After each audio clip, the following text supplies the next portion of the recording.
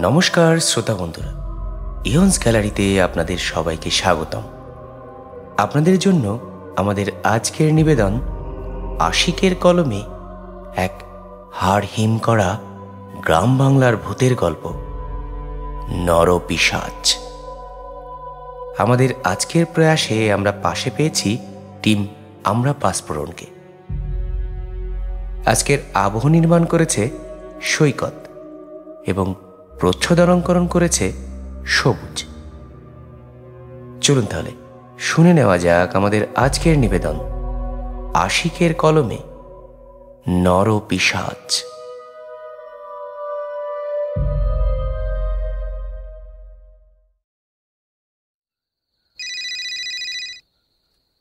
মোবাইলের রিংটোনে ঘুমটা ভেঙে গেল। দেখি রতনের কল। রিসিভ করতেই উত্তেজিতভাবে রতন বলল, রাকিব, কোথায় তুই? তাড়াতাড়ি শিমুলদের বাড়িতে আয়, শিমুল আত্মহত্যা করেছে। রতনের মুখে কথা শোনা মাত্রই রাজ্যের সমস্ত ঘুম নিমেষেই পালিয়ে গেল। এক লাফে বিছানা ছেড়ে উঠে বসে পড়লাম। আমি কি ঠিক শুনলাম, নাকি আমার ভ্রম, নাকি ঘুমের ভিতরে দুঃস্বপ্নকে সত্যি ভেবে বসে আছি? পরক্ষণেই আমার ডান হাত দিয়ে চেপে ধরা মোবাইল ফোনটার লক খুলে কল লিস্ট চেক করতেই দেখলাম কয়েক মিনিট আগে রতনের সাথে আমার ফোনে কথা হয়েছে।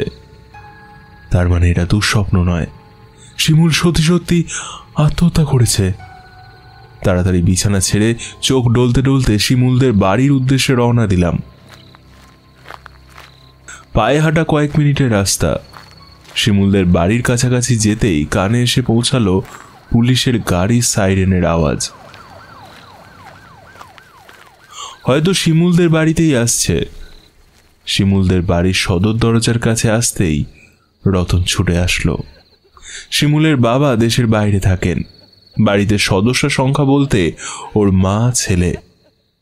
আন্টি শিমুলের দরজার সামনে বসে বুক চাপড়ে কান্না করছে। আমি রতনের দিকে তাকিয়ে বললাম, কিভাবে কি? গতকাল রাতেও তো দিব্যি সবাই মিলে একসাথে আড্ডা দিয়ে যে যার মতো বাসায় ফিরলাম। তাহলে এইটুকুর ভিতরে আবার কি এমন হলো যে ওকে আত্মহত্যা করতে হলো? রতন প্রশ্নের উত্তর দিতে গিয়ে বেশ কয়েকবার বিষম খেয়ে বলল, আমিও তো বুঝতে পারছি না কি জন্য আত্মহত্যা করলো। তবে একটা জিনিস কি জানিস, যে শিমুল সামান্য হাত কেটে গেলে চিৎকার দিয়ে মহল্লার সবাইকে আতঙ্কিত করে ফেলতো, সেই শিমুল নিজের হাতে গলায় প্যাঁচ মেরে আত্মহত্যা করেছে, তাও আবার নিজের রুমের ড্রেসিং টেবিলের আয়না ভেঙে সেই ভাঙা কাচের টুকরো দিয়ে। আমি অবাক হয়ে বললাম, চল তো দেখবো ওর রুমে, চল। রতন সহ আরো কয়েকজন মিলে ওর রুমে গেলাম। পুরো রুমের মেঝেতে লাল জমাট বাঁধা রক্ত লেপ্টে আছে, সেই সাথে ড্রেসিং টেবিলের ভাঙা কাঁচের টুকরো। খাটের পায়ার পাশে শিমুলের রক্তাক্ত দেহটা নিথর অবস্থাতে পড়ে রয়েছে। গলা বেয়ে গড়িয়ে পড়া রক্ত কালো জমাট বেঁধে হলুদ টি শার্টটাকে লাল করে ফেলেছে। রুমে বেশিক্ষণ থাকতে পারলাম না। বাইরে এসে শিমুলের মায়ের কাছে কিছুক্ষণ নির্বাক হয়ে দাঁড়িয়ে রইলাম, কারণ এই মুহূর্তে আন্টিকে সান্ত্বনা দেওয়ার মতো ভাষা আমার জানা নেই। একটু পরে বাড়ির ভেতরে পুলিশ প্রবেশ করলো। শিমুলের রুমটা এদিক সেদিক ভালো করে দেখল, তবে সন্দেহজনক কোনো কিছুই পেল না। আন্টিকে জিজ্ঞাসা করেও কোনো লাভ হলো না, কারণ শিমুলের আত্মহত্যার কোনো কারণ তার জানা নেই। এমনকি আমরা তার বন্ধু হয়েও জানি না সে আত্মহত্যাটা কি কারণে করেছে। একটা মানুষ সাধারণত আত্মহত্যা তখনই করে যখন সে মানসিকভাবে অশান্তিতে থাকে বা ডিপ্রেশনের উচ্চ মাত্রায় পৌঁছে যায়। কিন্তু গতকালও শিমুলের ভেতরে ওসবের কিছুই টের পাইনি আমরা। পুলিশ কয়েকজনকে জিজ্ঞাসাবাদ করেও কোনো কিছু না পেয়ে একটা সময় শিমুলের লাশটাকে ফরেন্সিকে পাঠিয়ে তারা নিজেরাও চলে গেল। আর যাওয়ার সময় সান্ত্বনা হিসেবে বলে গেল, ময়নাতদন্ত করে রিপোর্ট হাতে পেলে যদি কোনো কিছু মেলে তাহলেই তারা এটা নিয়ে এগোবে, নয়তো লাশ সৎকারের সাথে সাথে কেস বন্ধ করে দেবে। পুরো বাড়িতে শোকের ছায়া ভর করেছে। শিমুলের মায়ের কাছে কয়েকজন ভদ্রমহিলা বসে আছেন, তাকে সান্ত্বনা দিচ্ছেন। কিন্তু আমার মাথায় তখনও একটা কথাই ঘুরপাক খাচ্ছে। শিমুল গ্রামের সাধারণ ছেলে, কারো সাথে পাঁচে থাকে না। শিমুল কি আসলেই আত্মহত্যা করেছে, নাকি তাকে কেউ খুন করে আত্মহত্যা বলে চালিয়ে দিচ্ছে? আর কেই বা তাকে খুন করবে? গ্রামের সাধারণ ছেলে আমরা, কারো সাথে পাঁচে থাকি না, তাহলে শত্রু আসবে কোত্থেকে?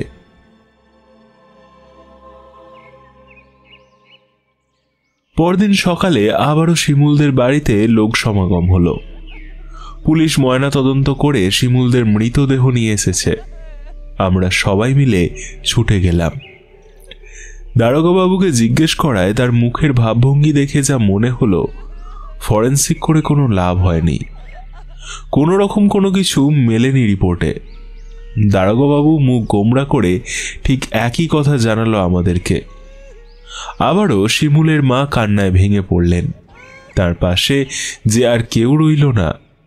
ফোনের ভিতর থেকে শিমুলের বাবাও অনবরত ছেলে হারানোর শোকে হাহাকার করছে।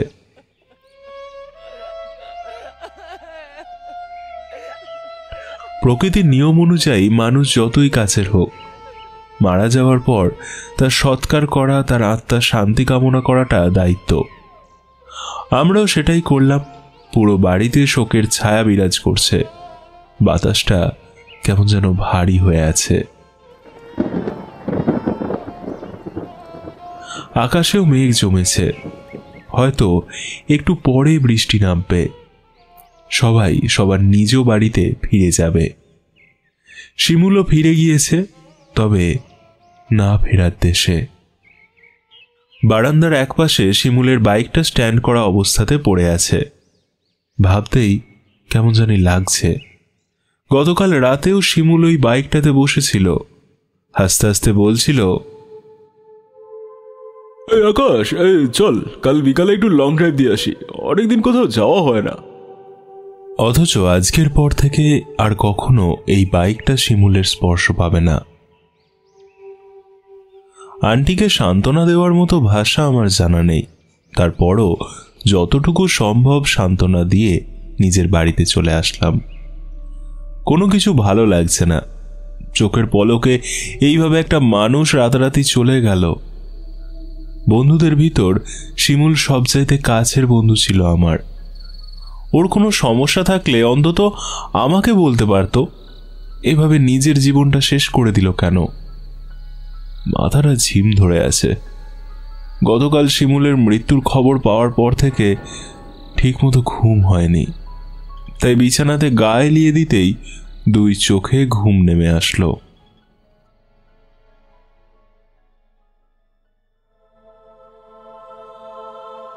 শিমুলের মৃত্যুর 1 সপ্তাহ হতে চলেছে। সবার মন থেকে ওর জায়গাটা ধীরে ধীরে হারিয়ে যেতেও শুরু করে দিয়েছে। শিমুলের বাবা বিদেশ থেকে দেশে ফিরেছেন।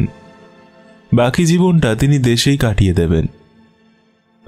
সন্তান হারিয়ে আবার সম্পদ গড়বে কার জন্য? আমি মাঝে মাঝে শিমুলদের বাড়ি যাই। আমি গেলেই শিমুলের মা আমাকে ধরে অনেক কান্না করে। শিমুলের বাবা বারবার জিজ্ঞেস করে তার ছেলে কেন আত্মহত্যা করল। সে তো কখনো কোনো কিছুর আবদারে না করেনি। আমি কোনো কিছুর উত্তর দিতে পারি না, শুধু ফ্যাল ফ্যাল করে তাকিয়ে থেকে আবার চলে আসি। এভাবে আরো কয়েকটা দিন পার হলো। সেদিন ছিল শুক্রবার।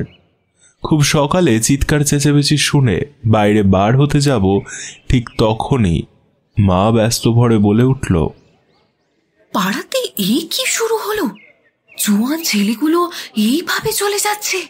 আমি অবাক হয়ে জানতে চাইলাম, কি হয়েছে মা, কে চলে যাচ্ছে? তো শফিক চাচার ছেলে রে, রাজীব আত্মহত্যা করেছে, ঠিক শিমুলের মতো করে। রাজীবও তার ঘরের আয়না ভেঙে সেই ভাঙা কাঁচের টুকরো দিয়ে গলাতে প্যাঁচ মেরে আত্মহত্যা করেছে। কি শুরু হলো বলতো? মায়ের মুখে এ কথা শুনে এক দৌড়ে রাজীবদের বাড়িতে গেলাম।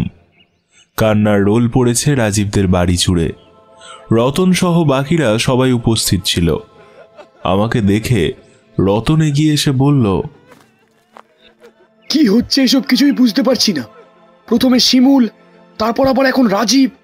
এখন তো মনে হচ্ছে এগুলো কেউ খুন করে আত্মহত্যা বলে চালিয়ে দিচ্ছে।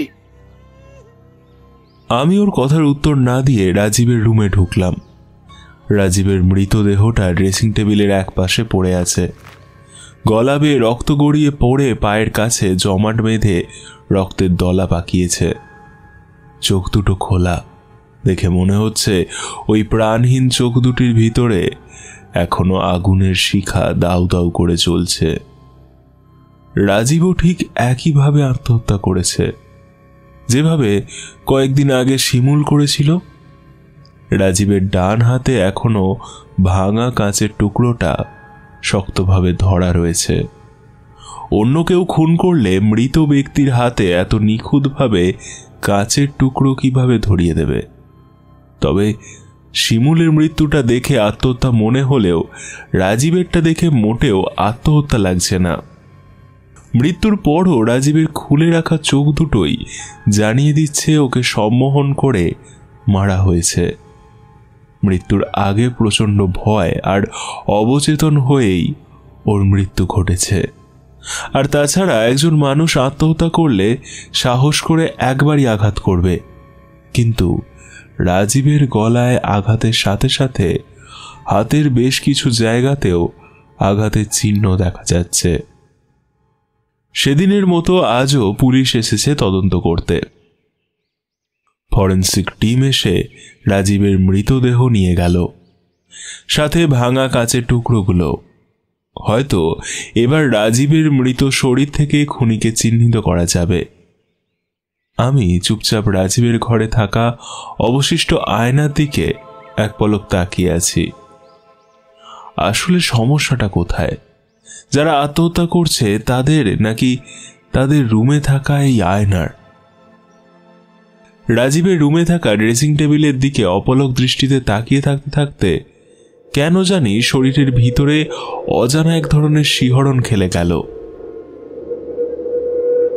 হঠাৎ একটা দমকা হাওয়া যেন আয়নার ভাঙা অংশ থেকে আমার পাশ কাটিয়ে বেরিয়ে সোজা বাইরের দিকে চলে গেল। আচমকা সেদিকে ভ্রুক্ষেপহীনভাবে তাকিয়ে রয়েছি আমি। তাকিয়ে থেকে নিজের মনেই বলে উঠলাম, দেখ, এসব কি ভাবছি আমি? এসব হয়তো মনের ভ্রম। একটা জড় পদার্থ কিভাবে মানুষ খুন করবে?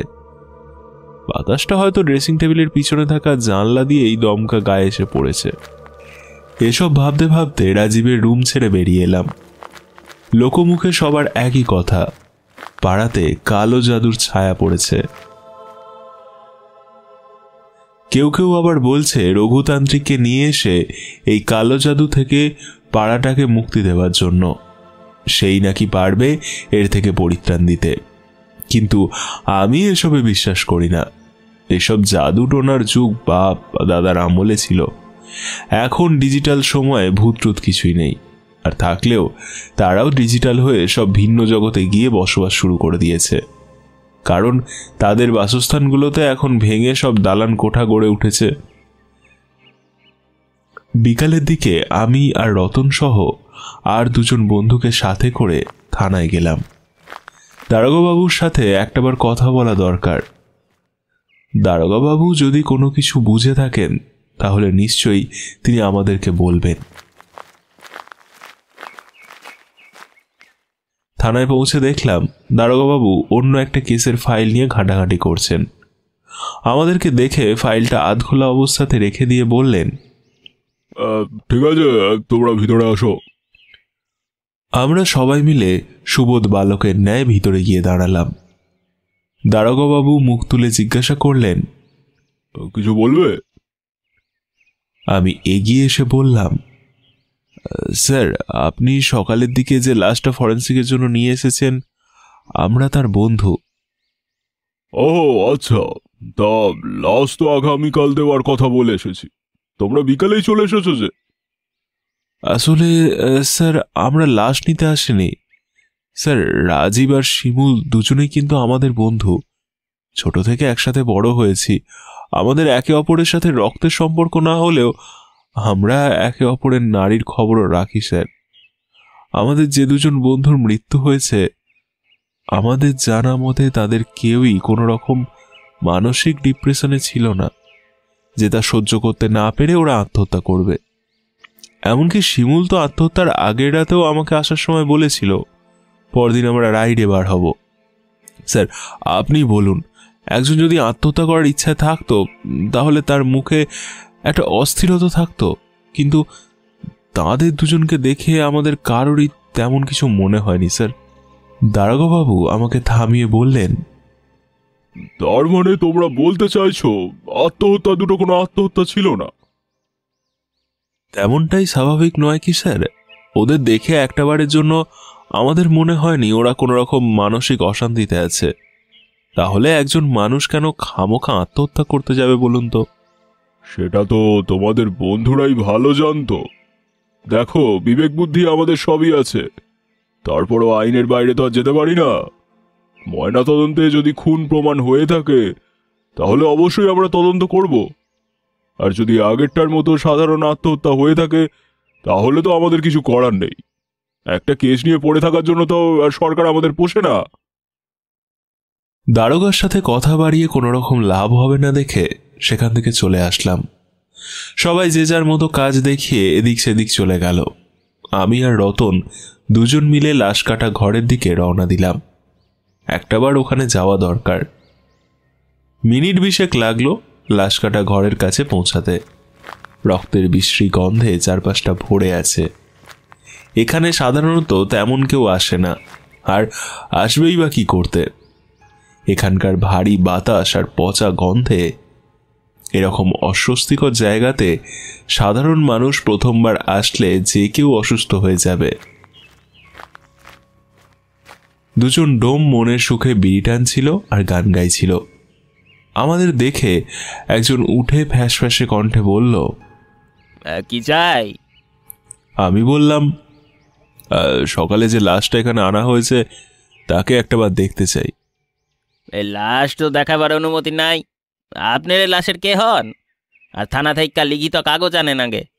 আমি বললাম, আমরা মৃত ব্যক্তির বন্ধু, অনেক কাছের বন্ধু, বাইরে থাকি। মৃত্যুর খবর পেয়ে ছুটে এসেছি। অত দূর থেকে এসেছি শুধুমাত্র একটাবার বন্ধুর মুখটা দেখবো বলে। দেখতে দিন না একটাবার। ডোমের মন হয়তো একটু নরম হলো, বলল, দেখবার দিতে পারি, তো একটা শর্তে। কি শর্ত? 200 টাকা দিতে হবে। যদি পারেন তাইলে দেখা হইব, নয়তো রাস্তা মাপেন যান। কোনো উপায়ন্তর না দেখে তাতেই রাজি হয়ে গেলাম। একজন ডোম আমাদেরকে ভিতরে নিয়ে গিয়ে কোনো রকমে রাজীবের মুখটা দেখালো। এখনো গোল গোল চোখে তাকিয়ে আছে রাজীব। চোখের মণি দুটো যেন শীতল হয়ে রয়েছে তার। যে কাজের জন্য এতটা পথ আসা, সে কাজ হলো না, কারণ তারা কোনো মতেই রাজীবের শরীরটা দেখতে দেবে না। উপায় না দেখে বেরিয়ে আসলাম। আসার সময় একজন ডোমকে পিছন থেকে বলতে শুনলাম, আচ্ছা, এই টাকা দিয়ে বোতল কিনান, খামু আর লাশের লাগে নিত্য করমু। ভাবতেই শরীরের লোম দাঁড়িয়ে যাচ্ছে। এত যত্নে গড়া শরীরটাকে ওরা দুজন মিলে ইচ্ছে মতো কাটাছেঁড়া করবে। রাজীব সামান্য টু শব্দটাও করতে পারবে না। পরদিন সকাল 11টা নাগাদ রাজীবের ময়না তদন্তের রিপোর্ট জানা গেল। শিমুলের মতোই আত্মহত্যার রিপোর্ট এসেছে। সুতরাং কেস বন্ধ। যত তাড়াতাড়ি সম্ভব রাজীবকে কবরস্থ করার ব্যবস্থা করে তাকেও দাফন করা হলো। শিমুলের বাবা মায়ের মতো রাজীবের পরিবারও আজ সন্তান হারানোর শোকে পাথর হয়ে গিয়েছে। কে জানতো 2 হাতে গড়া তিলে দিলে শরীরটাকে আবার নিজ হাতেই মাটি চাপা দিতে হবে। বড়ই নির্মম। শিমুলের মৃত্যুটা স্বাভাবিকভাবে আত্মহত্যা মনে হলেও রাজীবের মৃত্যুটা কোনোভাবেই আত্মহত্যা বলে মানতে পারছি না আমি। কারণ শিমুলের মৃত্যুর দিন রাজীবের মুখে স্পষ্ট শুনেছিলাম আত্মহত্যা নিয়ে তার ক্ষোভ প্রকাশের কথা। যে মানুষটা আত্মহত্যার বিপক্ষে, সে মানুষটা কেন নিজে আত্মহত্যা করতে যাবে? নিশ্চয়ই রাজীবকে খুন করা হয়েছে। এবং সেটা পরিকল্পনা করেই করা হয়েছে। রাতে বিছানায় আধশোয়া অবস্থায় সব ভাবছি, হঠাৎ কেন জানি মনে হলো আমার রুমে আমি ছাড়াও দ্বিতীয় আর একজন কেউ আছে।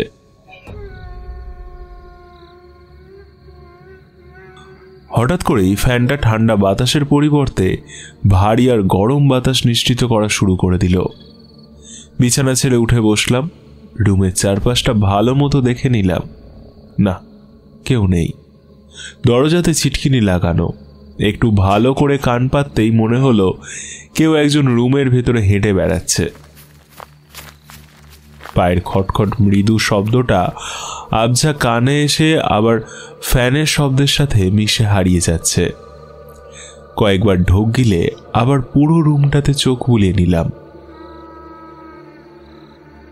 কিন্তু না, রুমে আমি ছাড়া কেউ নেই। একটা স্বস্তির নিঃশ্বাস ফেলতে যাব ঠিক তখনই মাথার উপরে ঘুরতে থাকা সিলিং ফ্যানটা উল্টো দিকে মরিয়া হয়ে ঘুরতে শুরু করে দিল। সেই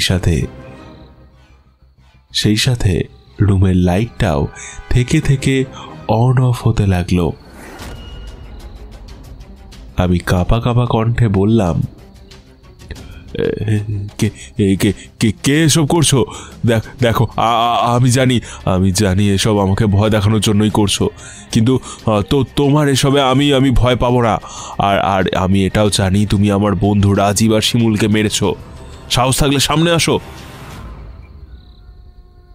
কথাটা বলার সাথে সাথে রুমের লাইটটা অফ হয়ে যেতেই ভয়ে চিৎকার দিয়ে উঠলাম।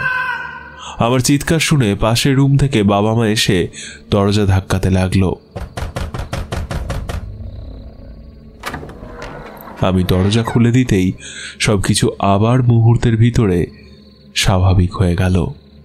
বাবা এসে বলল, খোকা, কি হয়েছে তোর? এমন ভাবে চিৎকার দিলি কেন? আমি নিজেকে সামলিয়ে নিয়ে বললাম, না কিছু না বাবা। পাশে থেকে মা বলে উঠল, নিশ্চয়ই দুঃস্বপ্ন দেখেছিস, তাই না বাবা? গো, তুমি ভোরের নামাজের পর মসজিদের ইমামের থেকে একটু ঝাড়ফুঁক করিয়ে এনো তো, ছেলেটা আমার খুব ভয় পেয়ে আছে গো। না তেমন কিছু না মা।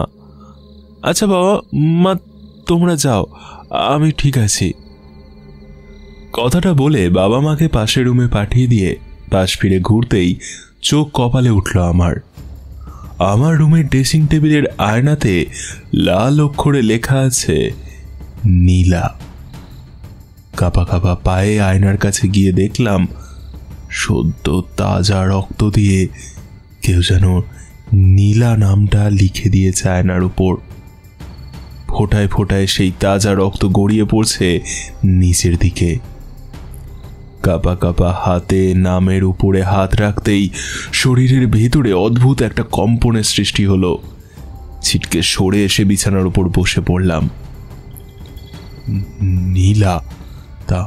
তাহলে কি নীলা মরেনি? না, এ কিভাবে সম্ভব? আমি নিজের হাতে তাকে মাটি দিয়েছি, নিজের কাঁধে তার মৃত শরীরটাকে বহন করেছি। তাহলে নামটা? এক ঝটকায় আবার আয়নার দিকে ঘুরে তাকালাম। এ কি, নামটা গেল কোথায়? আয়নার উপরে গড়িয়ে পড়া সেই রক্তের ফোয়ারা, 2 অক্ষরের নামটা, সবকিছুই গায়েব।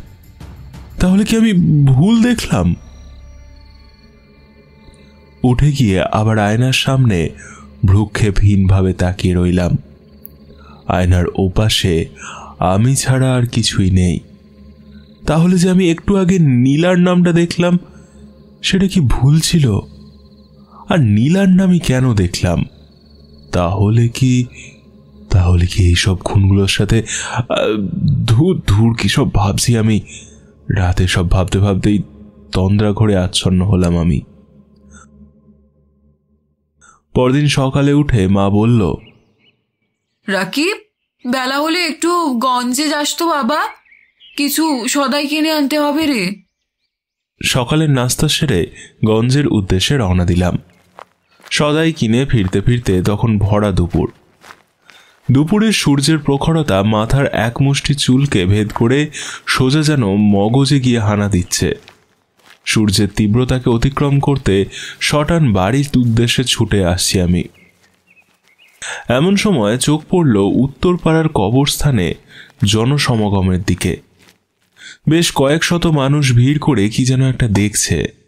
ভাবলাম হয়তো কেউ মারা গিয়েছে, তাই সেদিকে খুব একটা নজর না দিয়ে আবার হাঁটা শুরু করে দিলাম। কিন্তু হেঁটে আসার সময় একজন বয়োজ্যেষ্ঠের মুখে একটা নাম শুনে আর সামনে এগিয়ে যাওয়ার সাহস হলো না আমার।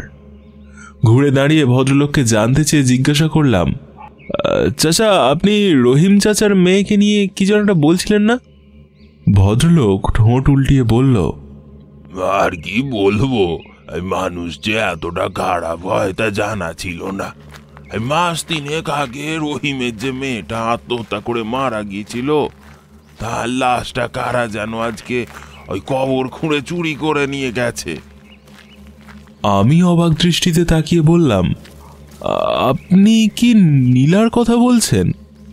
তা মাইয়ার নাম তো জানি না, তবে হয়তো ওই নামই হবে। পিছন ঘুরে দাঁড়িয়ে ক্ষীণ দৃষ্টিতে কবরস্থানের দিকে তাকিয়ে আর দাঁড়িয়ে থাকতে পারলাম না। ভদ্রলোক যে লাশ চুরির কথা বলছেন সেই লাশটা আর কারো নয়, আমি যাকে নিজের চাইতেও বেশি ভালোবাসতাম, এই সেই মেয়ে নীলা। তার লাশই নাকি চুরি হয়েছে। দৌড়ে গিয়ে ভিড় ঠেলে নীলার কবরের সামনে গিয়ে দাঁড়ালাম। ঘাসে মোড়ানো কবরের মাটি সরিয়ে এক এক করে বাঁশ উঠিয়ে তারপর কারা যেন নীলার মৃতদেহটা সরিয়ে নিয়েছে। নিজের অজান্তেই চোখ দিয়ে দুফোঁটা জল গড়িয়ে পড়ল কবরের ভেতর। একটা মানুষ মরার পরও তাকে কিছু নরপশুরা শান্তিতে থাকতে দিচ্ছে না। কত ভালো মানুষ মরে, তাহলে তাহলে ওদের কেন মরণ হয় না? এলাকার সবাই সাধারণ লাশ চুরি ভেবে বিষয়টাকে এড়িয়ে গেলেও আমি এড়িয়ে যেতে পারলাম না। একজন মৃত মানুষের লাশের মূল্য 1 দিন 2 দিন, খুব বড় জোর 1 সপ্তাহ পর্যন্ত থাকে। তাহলে আজ এতদিন পর এসে কেন লাশ চুরি করবে লাশ চোরেরা? নাকি অন্য কোনো কারণ রয়েছে এর পিছনে? গতকাল রাতে আয়নার উপরে নীলার নাম দেখতে পাওয়া, আর আজকে এতদিন পর কবর খুঁড়ে নীলার লাশ চুরি হয়ে যাওয়া, তাহলে তাহলে কি শিমুল আর রাজীবের আত্মহত্যার সাথে নীলার কোনো সম্পর্ক আছে? আর থাকলেও এতদিন পর এসেই কেন এসব ঘটছে? কোনো কিছুই মাথাতে ঢুকছে না। পরিচিত এক ছোট ভাইয়ের হাতে বাজারের ব্যাগটা ধরিয়ে দিয়ে সোজা থানার উদ্দেশ্যে রওনা দিলাম। দারোগাবাবুকে বিষয়টা জানানো দরকার। থানায় আমাকে দ্বিতীয়বার দেখতে পেয়ে দারোগাবাবু বেশ উত্তেজিত হয়েই বললেন, লাশের সাথে তো রিপোর্টও দিয়ে দেওয়া হয়েছে, তাহলে আবার কেন এসেছো? দেখো, তোমাদের আগেই বলেছিলাম রিপোর্টের বাইরে আমরা কোনো কিছুই করতে পারবো না। আমি তাকে থামিয়ে বললাম, স্যার, আমি অন্য কারণে এসেছি। তিনি এবার কিছুটা শান্ত হয়ে বসে বললেন, আবার কি কারণ? স্যার, আজকে উত্তরপাড়ার কবরস্থান থেকে একটা 3 মাস আগের মৃত মেয়ের লাশ কবর খুঁড়ে কারা যেন চুরি করে নিয়ে গেছে। দারোগাবাবু চোখ দুটি বড় বড় করে বললেন, কি? এতদিন পর কোন আহাম্মক লাশ চুরি করতে যাবে? আর পচে যাওয়া লাশ নিয়ে কিসের লুডো খেলবে নাকি? সেটা তো আপনারা খুঁজে বের করবেন স্যার। তুমি কি করে শিওর হলে লাশটা চুরি করা হয়েছে? এমন তো হতে পারে শিয়াল কুকুর কবর খুঁড়ে লাশটা বার করে নিয়ে গেছে। স্যার, শিয়াল কুকুরেরও এখন বুদ্ধি হয়ে গিয়েছে। প্রকৃতি সম্পর্কে তারা খুব সচেতন। খামোখা কেন গন্ধযুক্ত লাশ উপরে টেনে এনে মানুষের হাতে ধোলাই খেতে যাবে বলুন? তারা এখন লাশ উপরে টেনে তুলে না খাওয়ার প্রয়োজন পড়লে কবরের ভেতরে বসেই আরাম করে খেয়ে আসতো। আর তাছাড়া কবরের মাটি সরানো, তারপর বাঁশ উঠিয়ে সরিয়ে ফেলা, এগুলো করা তাদের সময় কোথায় স্যার? দারোগাবাবু বেশ কিছুক্ষণ চুপ থেকে বলল, তা মৃত ব্যক্তির কে হও তুমি? আমি একটা দীর্ঘশ্বাস ছেড়ে বললাম, স্যার, একটা সময় অনেক কিছুই হতাম, তবে এখন তার আর আমার ভিতরে বিস্তর ফারাক। তাহলে তুমি এসেছো কেন? যার লাশ চুরি হয়েছে তার পরিবারের কাউকে আসতে বলো। স্যার, তার পরিবারের আর কেউ নেই। মেয়ে আর বাবার সংসার ছিল। এক দুর্ঘটনায় মেয়েটার মৃত্যু হয়, আর কিছুদিন পর মেয়ে হারানোর শোকে বাবাটাও মারা যায়। দারোগার হয়তো একটু মন গলল, তিনি একটু চুপ থেকে বললেন, আচ্ছা ঠিক আছে, আমি বিষয়টা দেখছি। আমি আর কথা না বাড়িয়ে থানা থেকে বের হয়ে বাড়ির দিকে রওনা দিলাম। বারবার একটা কথাই মাথার ভিতরে ঘুরপাক খাচ্ছে, আজ এতদিন পর কে নীলার লাশটা অপসারণ করলো, আর কি জন্যই বা করলো। বিকেলের দিকে রতন সহ বাকিদেরকে ডেকে একসাথে করলাম। তারপর সবার উদ্দেশ্যে বললাম, নীলার লাশ চুরি করা হয়েছে কবর খুঁড়ে, তোরা কি জানিস? একজন বাদে তেমন কারোর ভিতরেই কোনো প্রতিক্রিয়া দেখতে পেলাম না। রতন তো মুখ ফুটে বলেও ফেলল, দোস্ত, এতদিন পর নীলার মৃত শরীর কে চুরি করবে? এই কয়েক মাসে তো লাশ পচে যাওয়ার কথা। দেখ, হয়তো কুকুরে ফাঁক পেয়ে অন্য কোথাও টেনে নিয়ে গিয়েছে। না, কোনো শেয়াল কুকুরে টানেনি। প্রশ্ন তো একটা থেকেই যায়, পরপর দুজন বন্ধু এভাবে আত্মহত্যা করার পর আজকে এতদিন পর নীলার কবর খুঁড়ে লাশ চুরি করে অপসারণ করা, আসলে হচ্ছেটা কি? রতন সহ বাকিদের কপাল কুঁচকে গেল কথাটা শুনে। পাশে থাকা শফিক বলল, শিমুল আর রাজীবের মৃত্যুর সাথে তোর প্রেমিকার লাশ চুরির কি সম্পর্ক থাকবে? যদি তোর কিছু হয়ে যেত তাহলে নয় মেনে নিতাম যে তোকে ছাড়া একা একা থাকতে পারেনি, দেখে তোকে ডেকে নিয়েছে তার কাছে। কিন্তু ওদের সাথে তো এরকম কোনো সম্পর্ক ছিল না, তাই না? তারপরেও কিছু না কিছু তো একটা আছে। গতকাল রাতে আমি আমার রুমের ড্রেসিং টেবিলের আয়নাতে নীলার নাম লেখা দেখেছি, সেই সাথে কিছু অদ্ভুত কর্মকাণ্ড যেগুলো প্যারালাল অ্যাক্টিভিটির সাথে হুবহু মিলে যায়। রতন বলল, কি বলছিস এইসব? হ্যাঁ হ্যাঁ ঠিক বলছি আমি। গতকাল রাতে আমার রুমে অদৃশ্য কেউ একজন হাঁটাহাঁটি করছিল।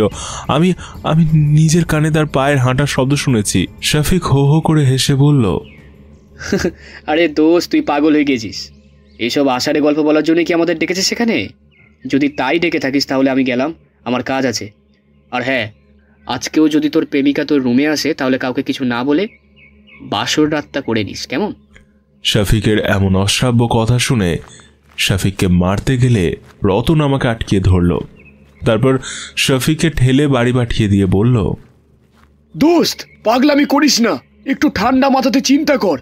মরে যাওয়া মানুষ কি আর কখনো ফিরে আসে? তুই বল। ওগুলো তো শুধু সিনেমাতে হয়, বাস্তবে কখনো হতে দেখেছিস? এক প্রকার রাগ দেখিয়ে চলে আসলাম ওখান থেকে। রাতটা কোনো রকমে কাটলো। পরদিন সকালেই আবার রতনের ফোন পেয়ে রিসিভ করতেই জানতে পারলাম গতকাল রাতে শফিকও নাকি আয়নার ভাঙা টুকরো দিয়ে আত্মহত্যা করেছে। খবরটা শুনে একটু বিচলিত হলাম না আমি। ওর সাথে এমনটাই হওয়ার ছিল, আর কে করেছে এটাও আমি নিশ্চিত হয়ে গিয়েছি। এবার এখন শুধু দরকার প্রমাণের।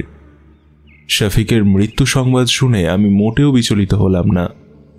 ধীরে সুস্থে নাস্তা সেরে তারপর বাসা থেকে বার হয়ে রওনা দিলাম শফিকদের বাড়ির দিকে।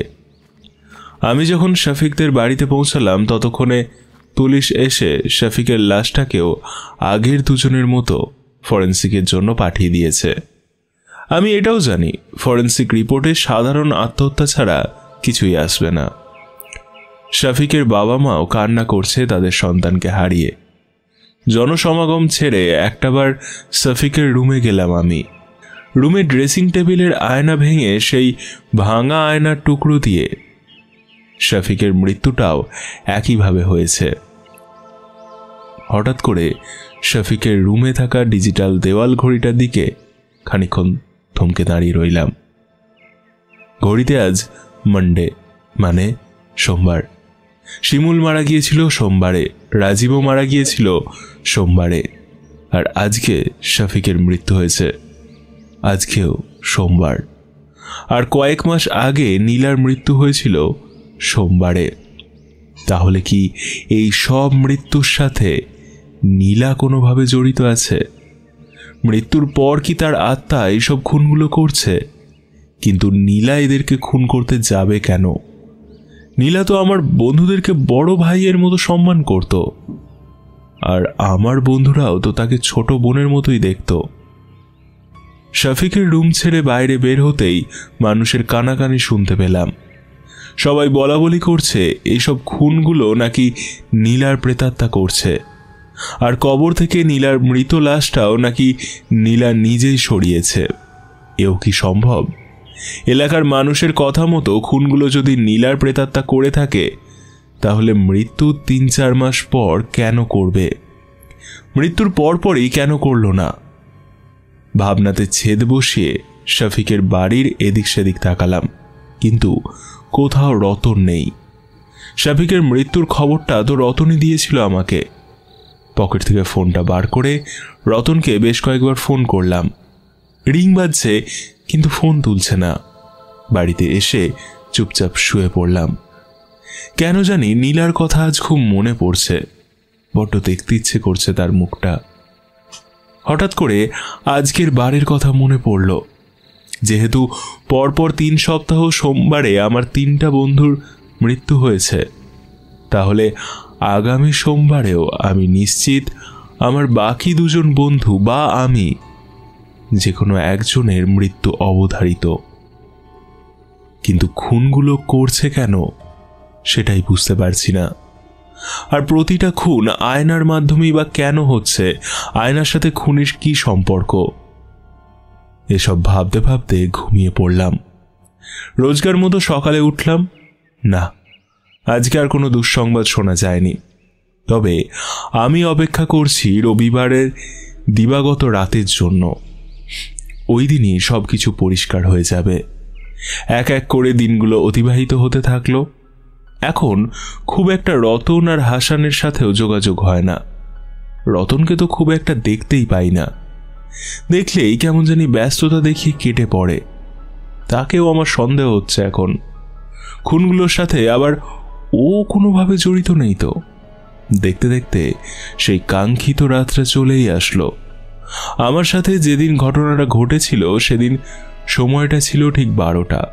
তার মানে অঘটনগুলো নিশ্চয়ই 12টার পরেই হয়।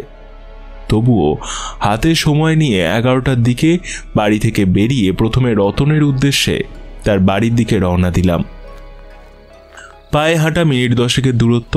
ঘুটঘুটে অন্ধকার গ্রাম্য পরিবেশ হওয়াতে চারপাশ নিস্তব্ধতার সাগরে ডুবে আছে। সরু রাস্তার দুপাশে থাকা ঝোপঝাড়ের ভিতর থেকে ডানা ঝাপটানোর আওয়াজ স্পষ্ট কানে ভেসে আসছে। ডানে বায়ে কোথাও না তাকিয়ে শটান পায়ে হেঁটে চলে যাচ্ছি রতনের বাড়ির দিকে। যা ভেবেছিলাম তাই হলো। এসব খুনগুলোর সাথে রতনই জড়িত, কারণ এত রাতেও রতন তার রুমে নেই। নিশ্চয়ই হাসানদের বাড়ি গিয়েছে। আমি এক মুহূর্ত না দাঁড়িয়ে দ্রুত হাঁটা শুরু করলাম।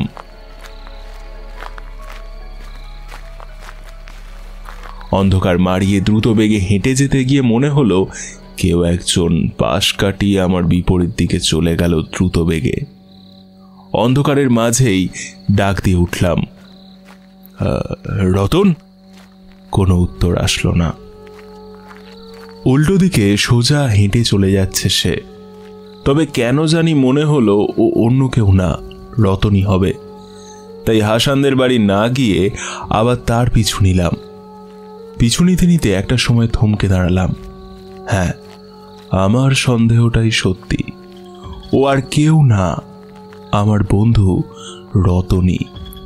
আর ওই হয়তো এইসব খুনগুলো করছে, আর তারপর ভুতুড়ে কাণ্ড বলে গ্রামবাসীকে বিশ্বাস করিয়েছে। রতনকে আজকে দেখে ভীষণ অচেনা লাগছে। ও যেন ওর ভিতরে নেই আজকে। শরীরটা রতনের হলেও তাকে যেন অন্য কেউ নিয়ন্ত্রণ করছে। রতন সোজা গিয়ে তার রুমে ঢুকে পড়ল। আমিও পিছনের জানালার কাছে গিয়ে দাঁড়ালাম। ক্ষীণ দৃষ্টিতে ওর দিকে তাকিয়ে আছে আমি।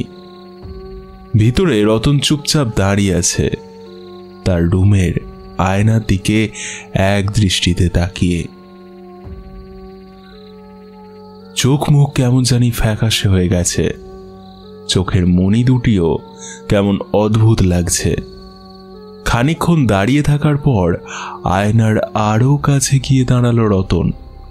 ও যেন ওর নিজের ভিতরেই কাউকে খুঁজে চলেছে। দু হাতে ভর করে ঝুঁকে আছে আয়নার দিকে।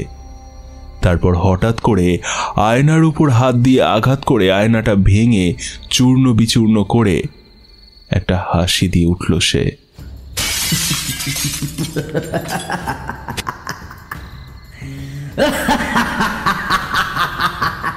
সে হাসির কোনো ব্যাখ্যা জানা নেই আমার, তবে ওর গতিবিধি দেখে মনে হচ্ছে ও কোনো অঘটন ঘটাতে যাচ্ছে। আমার মনের কথা সত্যি করে দিয়ে রতন আয়নার একটা ভাঙা অংশ হাতে তুলে নিয়ে বাম হাতে বেশ কয়েকবার আঘাত করে বসলো নিজেকে। ব্যাপারটা গুরুতর দেখে আমি সোজা দৌড়ে গিয়ে ওর রুমের ভেতর ঢুকে রতনকে বাধা দিতে গেলে রতন ছিটকে ফেলে দিল আমাকে। ওর ভিতরের যেন কয়েকটা জানোয়ারের সম্মিলিত শক্তি ঢুকে গিয়েছে। আমার একার পক্ষে সম্ভব না দেখে রতনের বাবা মাকে ডাক দিলাম। তারপর কুতুব চাচা আর আমি দুজনে মিলে কোনোভাবে রতনকে ধরাশায়ী করে হাতের ভাঙা অংশটা ফেলে দিতেই রতন জ্ঞান হারিয়ে নিস্তেজ হয়ে পড়ে গেল।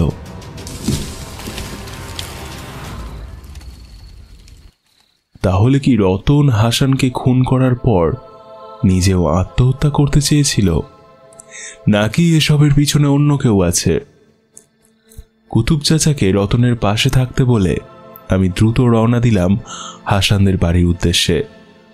হাসানের বাবা মা নেই, পরিবার বলতে হাসানের দাদি আর হাসান।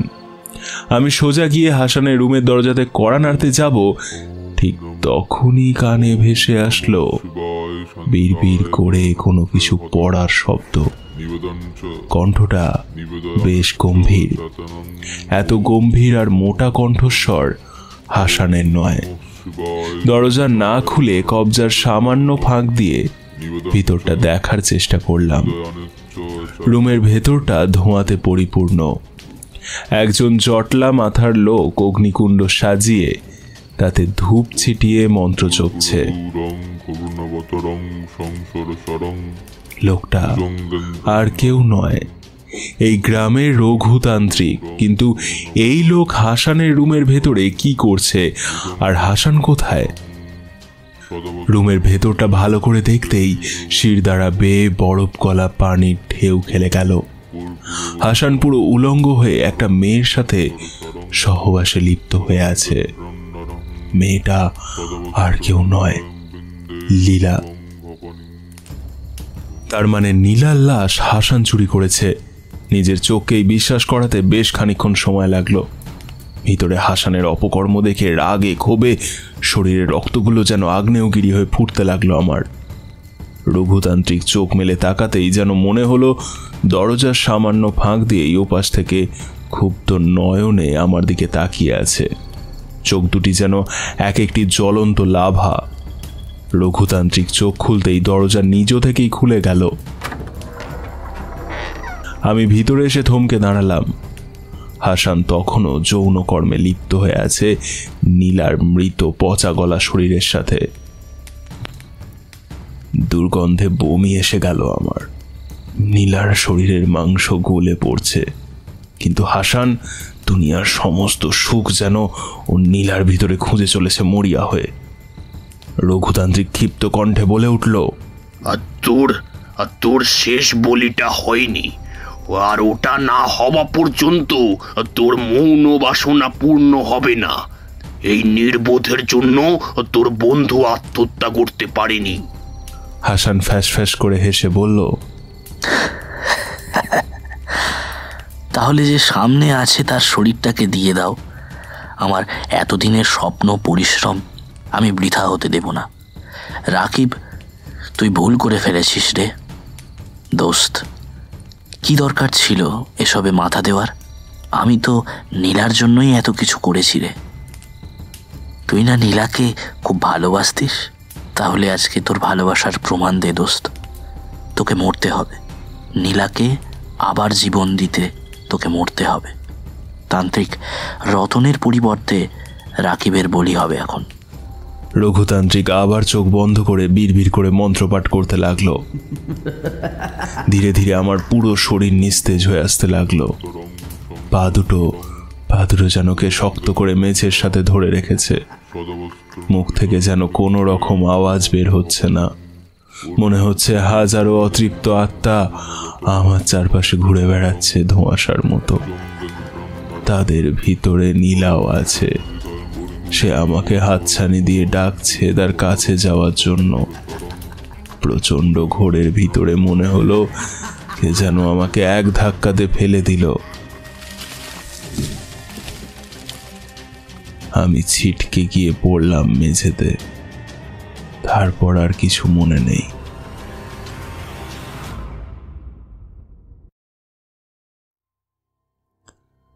যখন চোখ মেলে তাকালাম দেখতে পেলাম মাথার পাশে মা বসে আছে। আমাকে চোখ খুলতে দেখে চিৎকার করে বলল, ওগো ওগো, রাকিব চোখ খুলেছে, দেখো। কথাটা বলতেই সামনে বাবা সহ কতুব চাচা আরো অনেকে এসে জড়ো হলো। রতনও একদিকে দাঁড়িয়ে আছে, তবে হাসানকে কোথাও দেখা যাচ্ছে না। আমি জোর করে বসতে গেলে কতুব চাচা আমাকে থামিয়ে দিয়ে বলল, বাজান, তুমি শুয়ে থাকো, তোমার এখন বিশ্রামের দরকার। সেদিন তুমি না হলে আমার পুলাডারে বাঁচাতে পারতাম না, আর এই নরপিশাচ দুটাকে কখনোই ধরতে পারতাম না। ওরা কোথায়? তান্ত্রিক মারা গিয়েছে, আর হাসানকে পুলিশের হাতে তুলে দেওয়া হয়েছে। সে এখন হাজতে। আমার একবার তার সাথে দেখা করতে হবে, আমাকে যেতে হবে, ওর সাথে আমার অনেক কথা আছে। সবাই নিষেধ করলেও নিষেধাজ্ঞা ভেঙে থানায় গেলাম। হাসান সেলের এক কোণে জীর্ণ শীর্ণ অবস্থাতে বসে আছে। আমাকে দেখে নিজেকে আরও যতটা সম্ভব লুকাবার চেষ্টা করলো, কিন্তু ব্যর্থ হলো। আমি গিয়ে নাম ধরে ডেকে বললাম, হাসান, কেন এমন করলি? নীলা তো তোকে বড় ভাইয়ের মতো সম্মান দিত, তাহলে এমনটা কেন করলি? হাসান মৃদু হেসে উঠে তারপর বলল, একাকিত্ব, একা থাকার যন্ত্রণাটা কখনো উপলব্ধি করেছিস? অবশ্য কিভাবে করবি, তোদের তো সবাই আছে, কিন্তু আমার কে আছে? বাপটারে তো চোখেই দেখিনি। একটু বড় হয়ে মাও মারা গেল। অন্ধ দিদির কাছে অনাদরে বড় হয়েছি, খুব কষ্টে বড় হয়েছি। তোরা যখন তোদের বাবা মা নিয়ে গল্প করতিস তখন খুব হিংসে হতো আমার রে। ভয়ের সন্ধিকালে যখন পৌঁছালাম, নীলাকে খুব মনে ধরল, কিন্তু নীলা কি করলো? আমার কেউ নেই দেখে আমাকে বাদ দিয়ে অন্য আরেকজনের সাথে প্রেম করলো। আবার প্রেম করলো তোর সাথে, আমার বন্ধুর সাথে। তুই কি করে বুঝবি নিজের ভালোবাসার মানুষটা যখন নিজের বন্ধুর প্রেমিকা হয়ে চোখের সামনে হাত ধরে ঘুরে বেড়ায়? তখন কি যে যন্ত্রণা বুকের ভিতরে জ্বলতে থাকে তুই বুঝবি না। তারপরেও নীলাকে ভালোবেসেছি, অনেক বুঝিয়েছি, কিন্তু স্বার্থপর বেঈমানটা। নীলা মানে তোর প্রেমিকা, সে আত্মহত্যা করে মরেনি, আমি তাকে মেরে ফেলেছিলাম। যে আমার হবে না তাকে আমি কারোর হতে দেব কেন? তাই মেরে ফেলেছি। কিন্তু মেরে ফেলার পর খুব আফসোস হতো রে, কেন যে মেরে ফেললাম। বেঁচে থাকলে তো অন্তত চোখের সামনে ঘুরতে দেখতে পারতাম। খুব অনুশোচনা হতো রে। আর সেই জন্য একদিন তান্ত্রিকের সাথে কথা বললাম। সে বলল নীলাকে আবার নাকি সে বাঁচাতে পারবে, তবে তার জন্য 4 জন যুবকের বলি দিতে হবে। আমি তখনই রাজি হয়ে গেলাম, কারণ আমার তো বন্ধুর অভাব নেই, আর নীলা থাকলে ওসব বন্ধুর প্রয়োজনও নেই। তাই ঠিক করলাম এক এক করে বন্ধুদের বলি দিয়ে আবার নীলাকে বাঁচাবো। একদিন তান্ত্রিককে সাথে করে নীলার মৃত শরীরটাকেও কবর খুঁড়ে তুলে আনলাম। তারপর থেকে শুরু হলো আমার বলি খেলা। নীলার খুন হয়েছিল সোমবার, তাই বলিগুলো দিতে হতো প্রতি সোমবারের শুরুতে, ঠিক রাত 12টার সময়। অবশ্য তোকেও মারতে চেয়েছিলাম, কিন্তু তান্ত্রিক বেটা তোকে মারতে পারিনি। কোনো অদৃশ্য শক্তি যেন তোকে ঘিরে রেখেছিল। আয়নার ভিতরে অদৃশ্য শক্তি দিয়ে এমনভাবে সম্মোহন করতাম, নিজের চেহারাকে দেখেই নিজে ঘাবড়ে গিয়ে নিজের গলায় পোঁচ বসিয়ে দিত। আর সবাই ভাবতো আত্মহত্যা করেছে। সবকিছুই ঠিকঠাক মতো চলছিল। শেষের দিকে তুই এসে সবকিছু শেষ করে দিলি। ওরা আবার নীলাকে কবর দিয়ে দিয়েছে। আমার নীলাকে ছাড়া থাকতে খুব কষ্ট হচ্ছে রে। কি বলবো কিছুই বুঝতে পারছিলাম না। মনের ভিতরে অজানা একটা জেদ চেপে ধরেছিল বরাবর। একটা মানুষ এতটা জানোয়ার হতে পারে, তাও আবার ভালো মানুষের মুখের আড়ালে থেকে।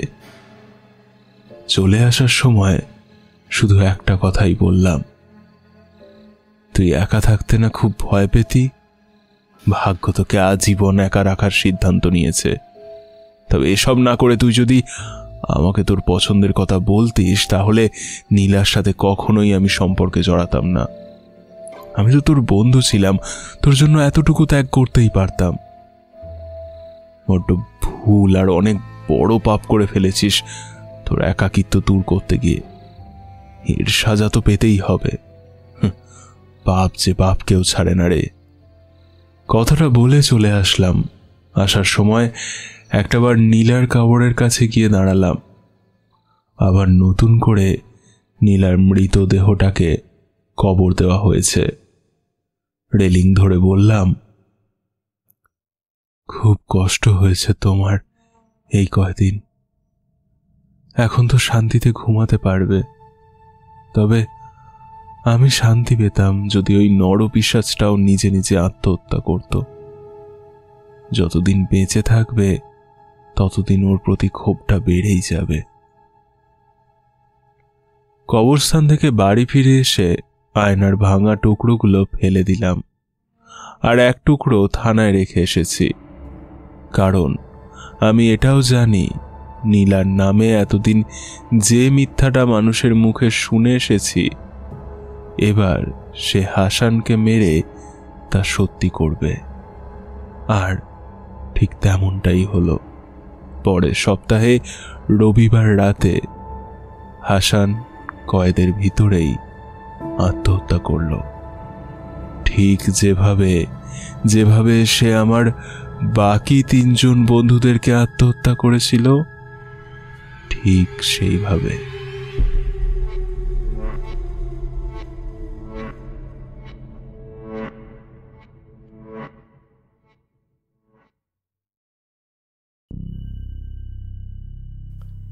কেমন লাগলো আমাদের আজকের নিবেদন অবশ্যই কমেন্ট করে জানাতে ভুলবেন না।